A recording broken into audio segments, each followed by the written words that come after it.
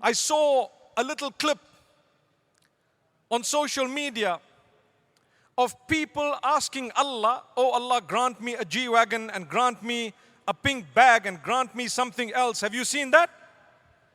I want to tell you, never ever make a mockery of dua. That's what I want to say. As much as people may have laughed, as much as they might have made a serious dua, for me, it cannot have been serious when you are videoing it, laughing about it and so on. Dua is one of the highest and greatest acts of worship. I would never have said this if it was not a serious matter. Don't make a mockery of dua, because then when you are asking Allah serious things, subhanallah, what do you expect?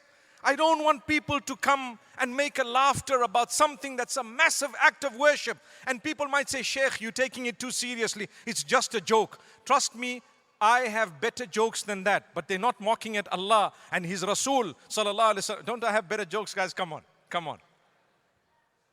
Should I say one?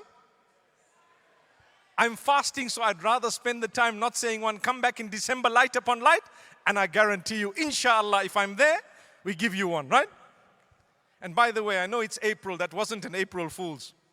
May Allah grant us ease. So the point I'm raising is, yes, it's okay to ask Allah for whatever you want. No problem, mashallah, you ask. But don't make a mockery of it. Do you get my point? May Allah Almighty give those sisters better than what they were asking. Is that a fair dua? May Allah give them better than what they were asking. And may we believe, inshallah, their intentions were good. Nonetheless, the lesson is for all of us. Don't make a mockery of things.